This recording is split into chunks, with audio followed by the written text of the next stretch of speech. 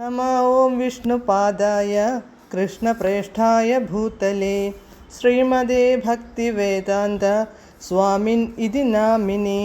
नमस्ते सारस्वते देवे गौरवाणी प्रचारिणे निर्विशेषशून्यवादी पाश्चात्यदेशतारिणे। जय श्रीकृष्ण चैतन्य प्रभु नित्यानन्द श्री अद्वैत गदाधर श्रीवासादि गौरभक्तवृन्द। हरे कृष्ण कृष्ण कृष्ण हरे हरे, हरे राम राम राम हरे हरे। हरे कृष्ण कृष्ण कृष्ण हरे हरे, हरे राम राम राम हरे हरे।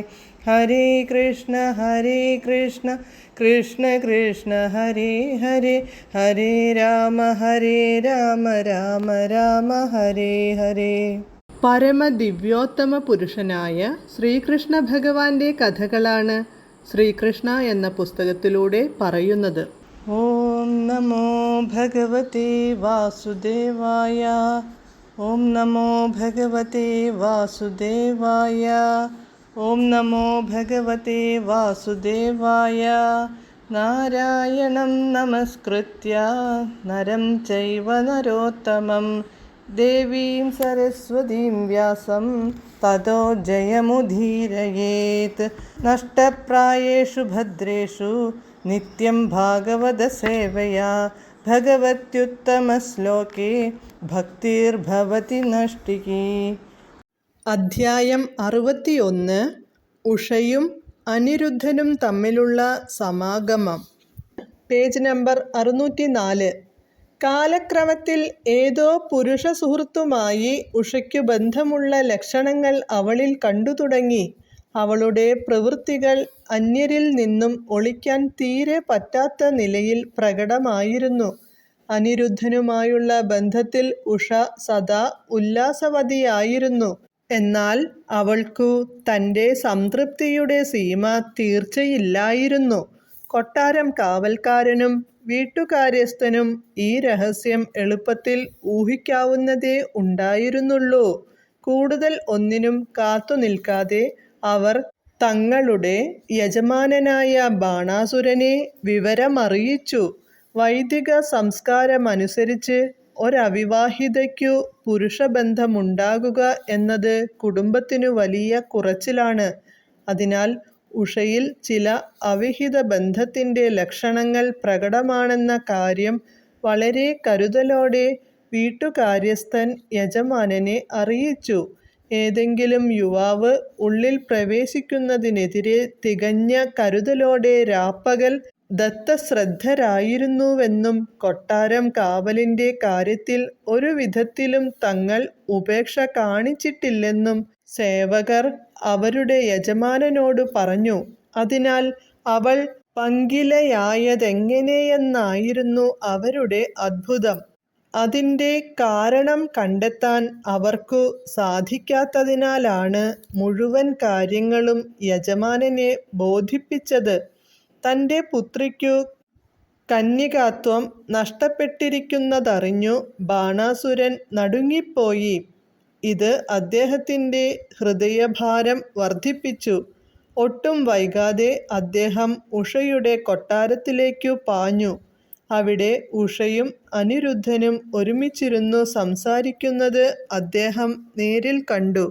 അനിരുദ്ധൻ സാക്ഷാൽ കാമദേവൻ തന്നെയായ പ്രദ്യുമ്നൻ്റെ പുത്രനാകയാൽ ഉഷയും അനിരുദ്ധനും ഒന്നിച്ചിരിക്കുന്നത് കാണുവാൻ അതീവ മനോഹരമായ കാഴ്ചയായിരുന്നു. മകളും അനിരുദ്ധനും തമ്മിൽ നല്ല ചേർച്ചയാണെന്നും ബാണാസുരനു ബോധ്യമായി. എങ്കിലും കുടുംബാഭിമാനത്തിൻ്റെ പേരിൽ അദ്ദേഹത്തിന് ആ ചേർച്ച തീരെ സമ്മതമായില്ല. യഥാർത്ഥത്തിൽ ആ യുവാവ് ആരാണെന്നു ബാണാസുരനു മനസ്സിലായില്ല. മൂവുലകിലും ഇതിനേക്കാൾ സുന്ദരനായ ഒരാളെ തിരഞ്ഞെടുക്കാൻ ഉഷയ്ക്കു കിട്ടില്ലെന്ന കാര്യത്തിൽ അദ്ദേഹത്തിനു മതിപ്പുണ്ട്. തിളക്കമുള്ള കൃഷ്ണവർണ്ണമായിരുന്നു അനിരുദ്ധൻ്റേത്. പീതാംബരധാരിയായ അവൻ്റെ കണ്ണുകൾ താമരയിതൾ പോലെ മനോജ്ഞമായിരുന്നു. നീണ്ട കൈകൾ, ചുരുണ്ട് നീലിമയാർന്ന മുടി, വെട്ടിത്തിളങ്ങുന്ന കുണ്ഡലങ്ങളിൽ നിന്നുള്ള കിരണങ്ങളും ചുണ്ടിൽ വിരിഞ്ഞ മന്ദഹാസവും ഏറെ വശ്യമായിരുന്നു. എന്നിരുന്നാലും ബാണാസുരൻ അത്യന്തം ക്രുദ്ധനായിട്ടാണു കാണപ്പെട്ടത്. ബാണാസുരൻ കാണുമ്പോൾ അനിരുദ്ധൻ ഉഷയുമായി കളിയിൽ ഏർപ്പെട്ടിരിക്കുകയായിരുന്നു. അനിരുദ്ധൻ മോടിയായി വസ്ത്രം ധരിച്ചിരുന്നു. സ്ത്രീകളുടെ സ്തനങ്ങളിൽ ലേപനം ചെയ്തിരുന്ന കുങ്കുമച്ചാറ് ആ പൂമാലയിൽ അങ്ങിങ്ങായി പതിഞ്ഞിരുന്ന പാടുകൾ സുവ്യക്തമായിരുന്നു. അയാളെ ഉഷ ആലിംഗനം ചെയ്തിരുന്നതിൻ്റെ സൂചനയാണിത്. തൻ്റെ സാന്നിധ്യത്തിൽ പോലും അനിരുദ്ധൻ ഉഷയുടെ മുമ്പിൽ ശാന്തനായി ഇരിക്കുന്നത് കണ്ട ബാണാസുരൻ അത്ഭുതപ്പെട്ടുപോയി. എന്നിരുന്നാലും തൻ്റെ ഭാവി ശ്വശുരൻ തീരെ സന്തുഷ്ടനല്ലെന്നും തന്നെ ആക്രമിക്കാൻ കൊട്ടാരത്തിൽ സൈന്യങ്ങളെ ഒരുക്കുകയാണെന്നും അനിരുദ്ധനു മനസ്സിലായി. ഇങ്ങനെ മറ്റ് ആയുധങ്ങളൊന്നും കാണാതെ അനിരുദ്ധൻ വലിയൊരു ഇരുമ്പ് കൈക്കലാക്കിക്കൊണ്ട് ബാണന്റെയും ഭടന്മാരുടെയും മുമ്പിൽ എഴുന്നേറ്റു നിന്നു. തന്നെ ആക്രമിച്ചാൽ കയ്യിലുള്ള ഇരുമ്പുദണ്ഡ് കൊണ്ട് മുഴുവൻ പടയാളികളെയും അടിച്ചു നിലം പരിശാക്കുമെന്ന ദൃഢനിശ്ചയം ആ നിൽപ്പിൽ സ്ഫുരിച്ചിരുന്നു. തൻ്റെ അജയ്യമായ ദണ്ഡുമായി മൃത്യുവിൻ്റെ അധിനായകൻ തങ്ങളുടെ മുമ്പിൽ നിലകൊള്ളുന്നതായിട്ടാണ് ആ ബാലനെ ബാണാസുരനും പടയാളികളും ദർശിച്ചത്. ഉടനെ ബാണാസുരൻ്റെ ആജ്ഞയനുസരിച്ച് അവനെ പിടികൂടി ബന്ധിക്കാൻ നാനാവശത്തുനിന്നും ഭടന്മാർ ശ്രമം നടത്തി. അവർ അവൻ്റെ മുമ്പിലെത്താൻ ധൈര്യപ്പെട്ടപ്പോൾ അനിരുദ്ധൻ ദണ്ഡുകൊണ്ട് അവരെ പ്രഹരിച്ചു. ശിരസ്സും കൈകാലുകളും തുടയും തകർന്ന് അവർ ഭൂമിയിൽ പതിച്ചു തുടങ്ങി. കുരച്ചുകൊണ്ട് ചാടുന്ന നായ്ക്കളെ ഒരു പറ്റം കഴുകന്മാരുടെ നേതാവ് എന്ന പോലെ അവരെ മുഴുവൻ അനിരുദ്ധൻ കൊന്നൊടുക്കി. ഇപ്രകാരം അനിരുദ്ധൻ കൊട്ടാരത്തിൽ നിന്നു രക്ഷപ്പെട്ടു. ബാണാസുരന് പലതരത്തിൽ യുദ്ധം ചെയ്യാൻ അറിയാമായിരുന്നു. അഥവാ യുദ്ധകലയിൽ അയാൾ നിപുണനായിരുന്നു. ശിവന്റെ അനുഗ്രഹത്താൽ എതിർത്തു വരുന്ന ശത്രുവിനെ നാഗപാശം കൊണ്ടു ബന്ധിക്കുന്ന വിദ്യയും അയാൾക്കു വശമായിരുന്നു. അതിനാൽ കൊട്ടാരത്തിൽ നിന്നു പുറത്തിറങ്ങിയ മാത്രയിൽ അനിരുദ്ധൻ പിടിക്കപ്പെട്ടു.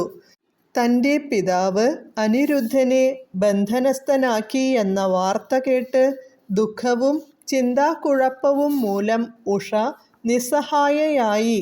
കണ്ണിൽ നിന്നു ബാഷ്പകണങ്ങൾ വഴുതി വീണു. സ്വയം നിയന്ത്രിക്കാനാവാതെ അവൾ വാവിട്ടു കരഞ്ഞു.